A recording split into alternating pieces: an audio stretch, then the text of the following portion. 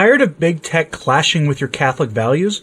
Fidei Chat is now live on the Apple App Store and Google Play Store. It's private, encrypted, and built by Catholics for Catholics, with features like parental controls and more. Connect securely with family, friends, and groups. Download Fidei Chat at fidei.email. Technology without compromise. You might remember the story about the memo that was leaked by somebody working in the Federal Bureau of Investigations that showed that at the time in 2023, that the U.S. government thought meanie-headed traditional Catholics were some sort of problem. And so they decided to put, snoops in our parishes. If you had ever spoken to anybody in the aftermath of this who was sort of an insider at your parish, like I did, you found out that oftentimes the parish was pretty good at spotting these guys. They tended to stick out like a sore thumb. I know this for a fact at several parishes I've spoken to representatives from about this. They all could spot these people.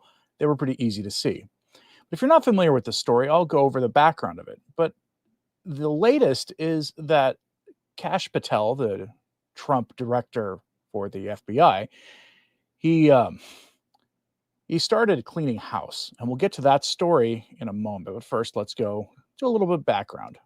The initial story, I won't go over too much detail, comes from February 10th of 2023. And the headline from LifeSite is FBI whistleblower, memo on Latin Mass Catholics is, quote, open door to declare all Christians criminals.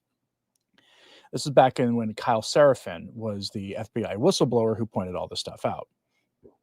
The basics of this are this.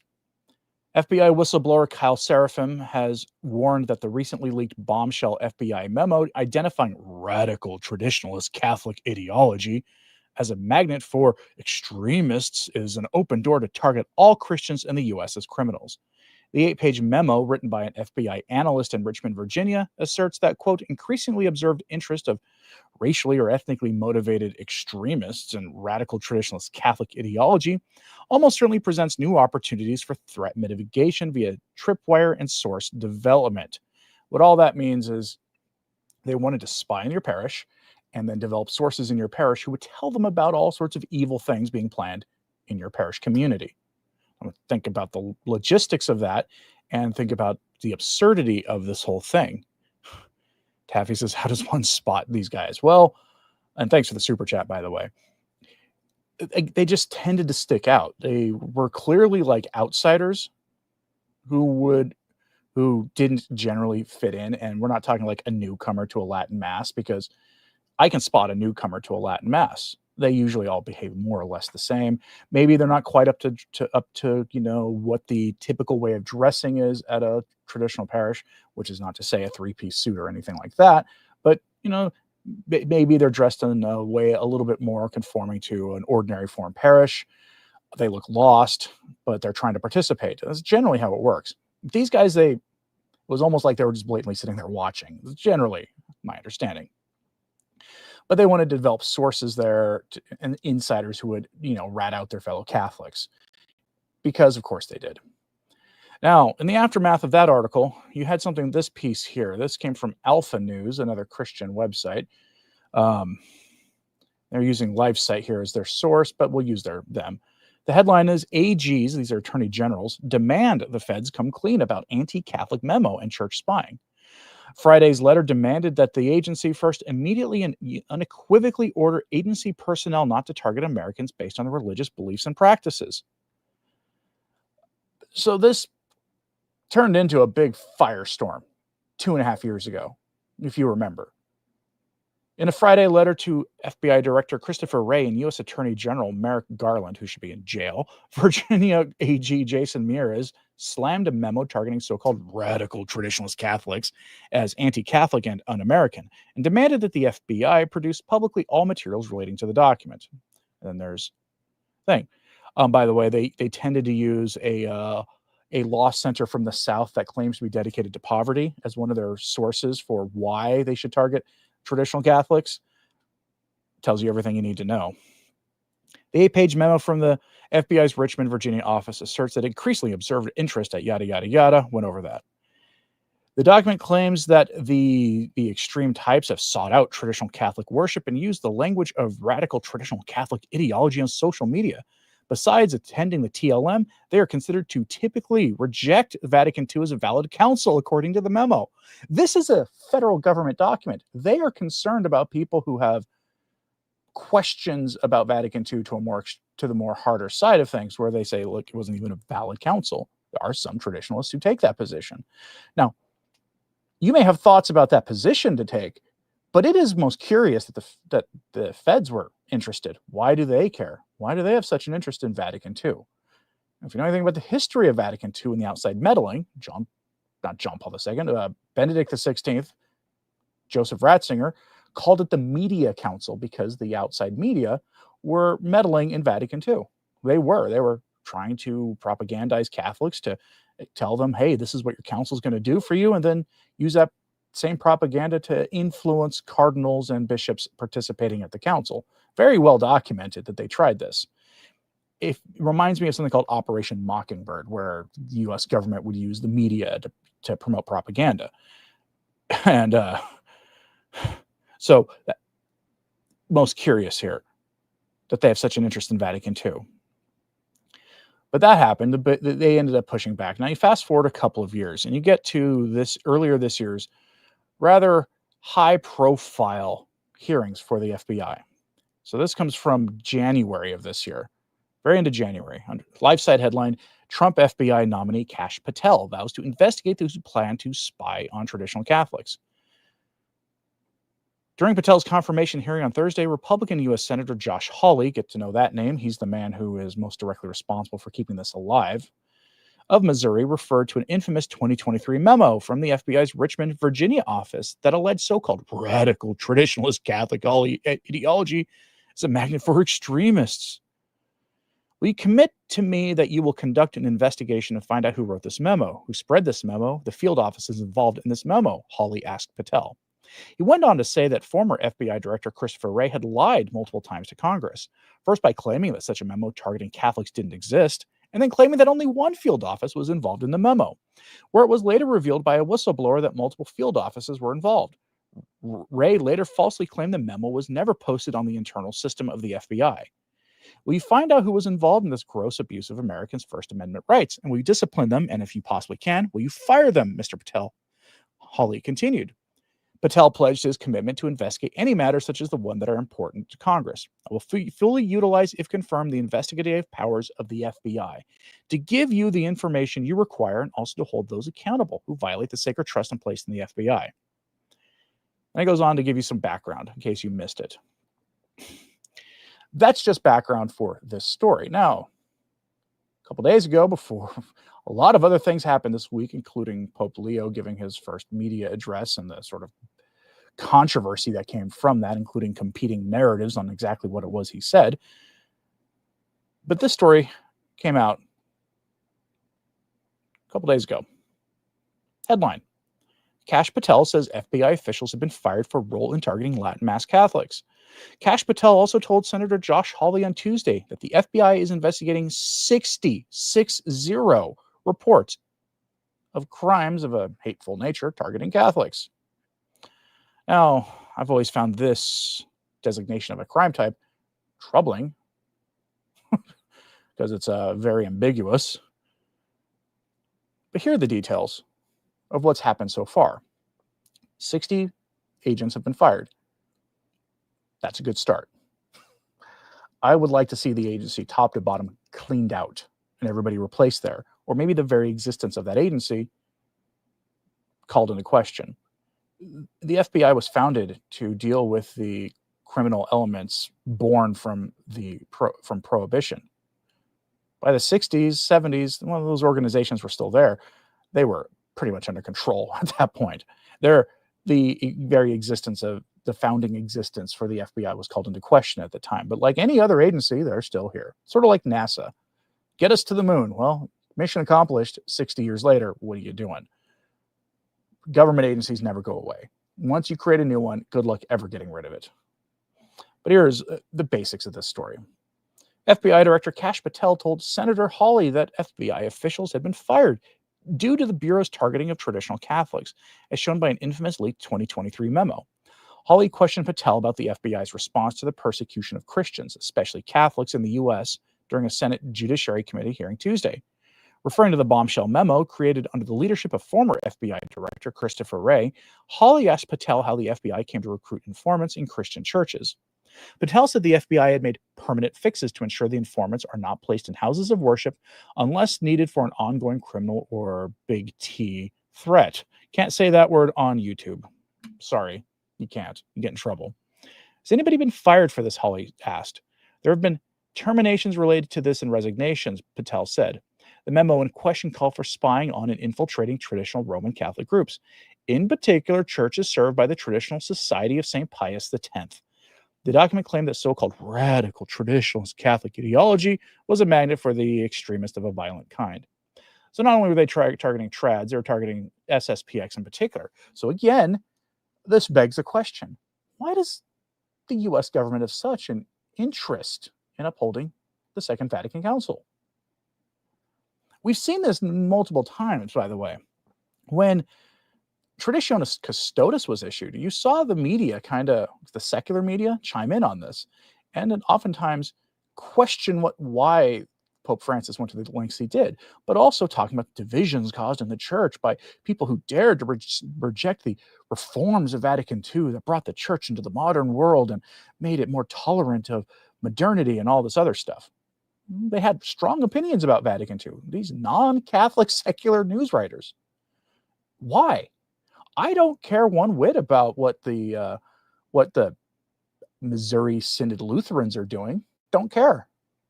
It's their business. Don't care. Rather, they all became Catholic for their sake of their souls. But in general, I don't care what they're doing. Govern yourselves as you see fit. So why do secular authorities care so much about Vatican II? Now, that's a rhetorical question, because the answer is, of course, that we wage battle against princes and principalities. And the secular world has been clearly under the influence of demons for quite some time, and that's why they care so much about Vatican II.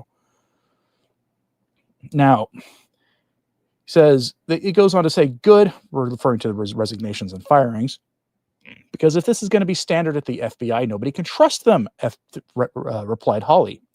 You want to talk about violation of the First Amendment? This has got First Amendment violation written all over it. It is one of the most revolting chapters in FBI history, he added. During the hearing, Hawley highlighted the heightened attacks on Christians in recent years, including violence at Christian elementary schools and acts of vandalism and arson against churches across the country, as well as what happened to Charlie Kirk, an outspoken Christian. The senator cited a report that found there were over 400 instances of hostility against churches in the U.S. in 2024, more than one a day. Well, another report found that there were over 500 attacks on Catholic parishes alone since May of 2020. So in 2024, this ramped up. Now you remember, in the run-up to the election, you had the president having the backing of the anti-sacrifice to Moloch organizations.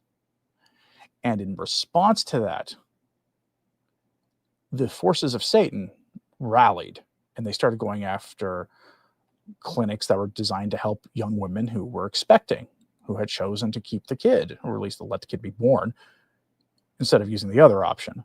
And they lost their minds at this, and they started going after them. They started going after churches. I was reporting, it seemed like every week, at least one or two stories of a church desecrated somewhere in the U.S. And this is institutional, or was.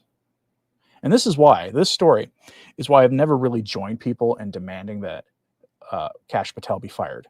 Because some of the things he said involving the Charlie Kirk situation, on top of his handling of certain files that haven't been released, calls it a lot into question. But this reason is why I've never asked for him to be fired, because he was clearly cleaning house and doing so behind the scenes.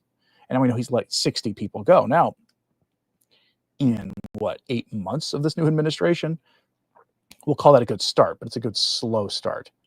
The rot runs deep in that agency, and more needs to happen. Now, I'm curious what people think about this. Traditional Catholic says, I still remember the 2 nights of rage in my archdiocese. Yeah, it must have been pretty bad in your diocese if they were called it that. Now, I'm curious, though, do you think this is going to go any further?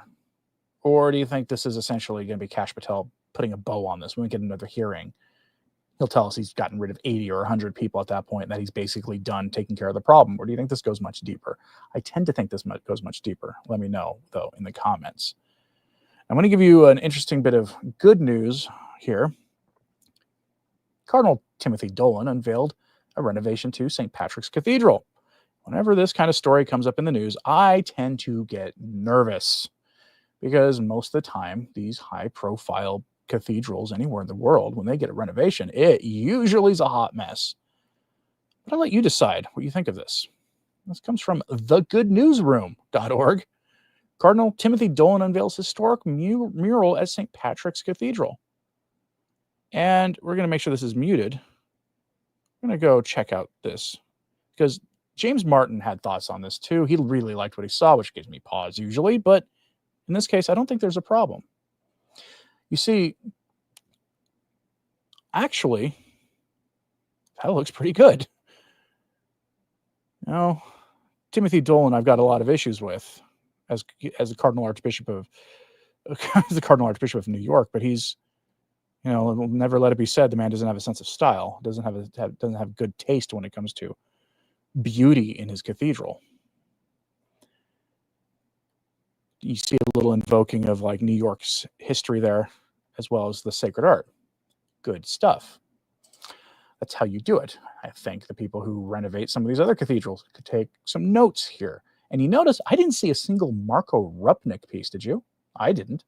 Now, I didn't linger too long on it, but that's a good thing. I think that's a good thing. It shows that there's some sense still here. Unlike in the Archdiocese of Chicago, Cardinal Blaise Cupich, the Cardinal Archbishop of Chicago, who hit mandatory retirement age a year ago, and Pope Francis opted to keep him on, and Pope Leo has so far opted to keep him on too, despite Cardinal Cupich being one of the worst figures in the church. He announced he's going to honor a Democrat politician for a lifetime of good work. And that senator is Dick Durbin. The only thing about Mr. Durbin, he is one of the poster children for the sacrifice to Moloch, as we have to call it here on these platforms, being legal and widely available. Again, if you ever wonder why it is I'm so hard on the hierarchy, it's because of the stuff here. This is the response to this from an Illinois group that fights the Moloch ritual or the sacrifice to Moloch. They respond to Chicago Archdiocese plans to honor pro-sacrifice Senator Dick Durbin. Now, this didn't get enough attention in the last few days because, of course, the interviews Pope Leo has given to Crux magazine. That's kind of taken over everything. And I think to a degree, for good reason. When the Pope speaks, you should pay attention, especially when it's a new Pope and you don't really know what direction he's taking things in. This deserves your attention. Please pray that Cardinal Cupich can have his conscience illuminated before it's too late, and that Senator Dick Durbin converts. Because these are inexcusable, what they're doing here. On Thursday, September 17th, this Illinois organization responded news that Cardinal Blaise Cupich, on behalf of the Archdiocese of Chicago's Office of Human Dignity and Solidarity, plans to present Senator Dick Durbin with a Lifetime Achievement Award at the upcoming Keep Hope Alive benefit on November 3rd, 2025. The Office of Human Dignity and Solidarity is honoring a man who has done more, who has in the top 1% of people in this country who have done more harm to human dignity and solidarity than anyone else alive. The church emphasizes that human beings are integrated persons and that we cannot live in spiritual harmony if we are denying even one aspect of the truth of the faith, said the president of the organization, Mary Kate Zander. Presenting Dick Durbin with an award, and from the Office of Human Dignity, no less, is an explicitly inconsistent and un-Catholic choice by Cardinal Cupich. Not only does it cause scandal among the faithful by creating confusion, it also puts the senator's soul at risk by failing to hold him accountable for his refusal to oppose the evil sacrifice in the U.S. Senate. Senator Durbin's voting record since his election to the U.S. Senate in 1997 consistently opposes essentially Catholic principles on these matters, he had voted against key legislation to protect human beings, including the most late time that can be that sacrifice can be done, a ban on it. He voted against it.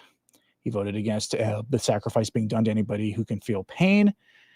Anybody who survives the procedure getting medical assistance. He opposed that. He also supported the Women's Health Protection Act, which aimed to codify the evil 1973 Supreme Court Act, despite the Supreme Court's ruling that it was unconstitutional. Senator Durbin also displayed incongruence with Catholic doctrine in comments he made to then Supreme Court nominee Amy Coney Barrett during her confirmation hearings in 2020. In one exchange, Senator Durbin suggested that Catholics who refer to themselves as, quote, Orthodox do so to separate themselves from mainstream Catholicism. What a nice way to admit that you're a heretic. He then asked Coney Barrett whether she considers herself to be an Orthodox Catholic and inquired as to whether she wears a rosary on her person. So he's an anti-Catholic. And Cardinal Cupich is giving him a Lifetime Achievement Award. The following year, the senator, who is a self-proclaimed Catholic, was barred from receiving Holy Communion in his home diocese of Springfield, Illinois, as a result of his senatorial votes. Bishop Thomas Paprocki presides over the Diocese of Springfield. I would love to know what kind of phone call he got from Cardinal Cupich on that. Cardinal Cupich has a history of towing the line when it comes to this issue. In August of 2024, he accepted an invitation to offer the opening prayer at the Democratic National Convention held in Chicago. Support for that evil procedure has appeared in that party's platform since 1980. The Cardinal's predecessor, Joseph Cardinal Bernardin, was invited to speak at the DNC in 1996, but he declined. That's because Bernardin by 1996 was in really bad health. So, Cardinal Cupich is honoring an anti-Catholic who was on paper a Catholic. After all, he went after her for her being a little Orthodox and found the idea that she carried a rosary on her person offensive. He went after her for that. Senator Dick Durbin needs your prayers for his soul before it is too late. Now,